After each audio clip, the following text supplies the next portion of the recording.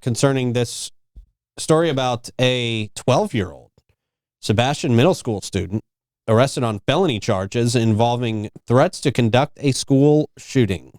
This was scary for some, but some didn't know about it, and they felt like they should, and we'll get to that here shortly. But deputies received information through the FortifyFL app, detailing concerns about statements made by a suspect to harm fellow students. Deputies conducted a threat assessment, which involves evaluating the student's history, any previous behavior issues, interviews, family, and home environment. They did this pretty quickly. Based on the information discovered during the initial investigation and threat assessment, threats were deemed high risk, and the decision was made to arrest the student out of concern for the safety of other students and staff. Now, the Fortify app was created in the aftermath of the Marjory Stoneman Douglas High School shooting in Parkland in 2018. The app was named by MSD students, I didn't realize that, and allows electronic tips to be sent immediately to law enforcement and school staff. SJSO says school safety is their top priority. It's a top priority for them. It involves a lot of training, state-of-the-art technology, and dedicated resources to ensure safety of students, staff, and visitors. So that in itself, very concerning. I mean, great job on SJSO getting to this before something serious potentially happened out there at Sebastian Middle. Gosh, man, a 12-year-old. God's sakes. But there was another part to this story, I think, that teachers were pretty upset about, and I think parents as well. I think, did this email go out to students and teachers? Mm-hmm. This is really the only email they had seen. That was it. Yesterday, and I'll read you the email that went out.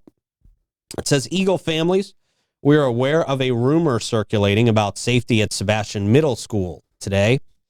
Please be assured that this rumor has been thoroughly investigated in collaboration with the St. Johns County Sheriff's Office, and there is no threat to the school. The school is operating as usual, and there is no cause for concern. Thank you for understanding and for your support. So I think the issue with this email that teachers took issue with and parents took issue with is that they didn't really address this as the actual threat that it was. They kind of used the word rumor there to, it seems like, to sort of imply that it was all just kind of fake. They said there's no threat to the school. I mean, I think a more accurate statement may have been there's no threat to the school anymore or at this time. Mm-hmm. I think at this time would have probably been appropriate. Yeah. But it seemed like to a lot of people that this was just kind of masking the seriousness of the situation. I mean, I think teachers would have, for one, I think appreciated a heads up on this. It's kind of what I'm hearing, but again, St. Johns County Sheriff's Office. I'm sure this thing happened very quickly. Oh yeah. And if they give too much information out, it might spook the person, and they needed to make sure they investigated it. I'm just happy. The sheriff department was on top of it, did take it seriously, did investigate it, and possibly eliminated a serious situation. You don't know anymore these days. And you have to take it all seriously. Right. I mean, you really, really do. Because we hear so many stories, almost every story. And you hear that, oh, well, this person was on the FBI's radar, or this person was on local authorities' radar, and nobody acted on it. Mm-hmm.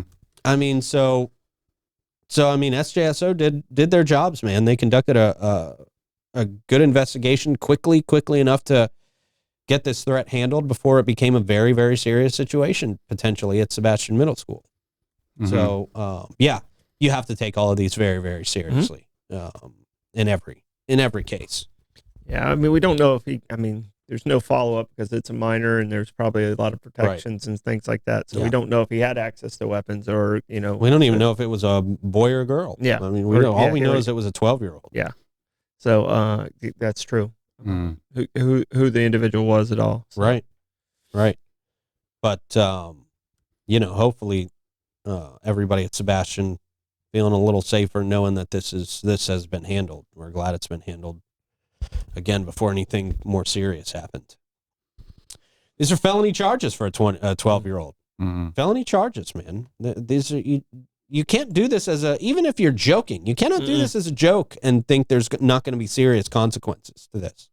You know, this is doing something like this is not a way to get out of school or anything like that. I mean, you are going to have a very serious criminal record doing things like this. So.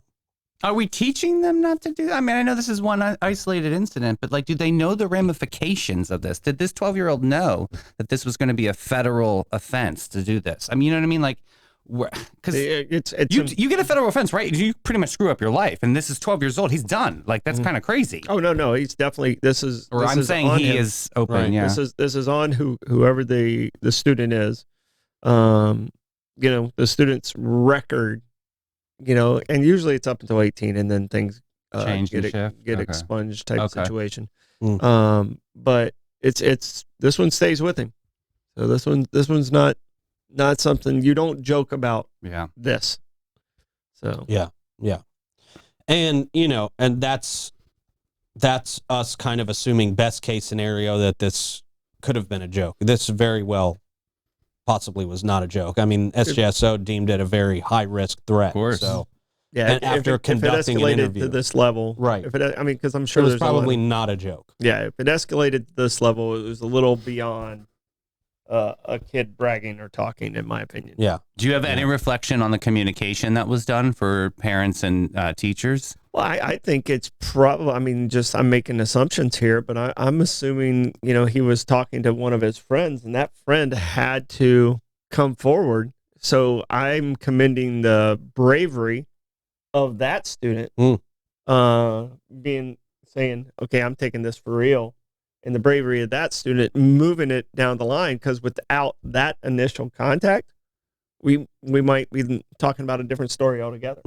So yeah, allegedly from the street, I heard it was on a Snap story, and a kid reported it. Yeah, so I mean, some kid had to see that and say, hey, this is something we got to look at. Yeah, you know, so good for the parents of that child and that child. So yeah, absolutely. Yeah, that was a smart move. Yeah, glad we're not reporting on a different story with that situation. True story. Today. Yeah. All right, man. On to affordable housing.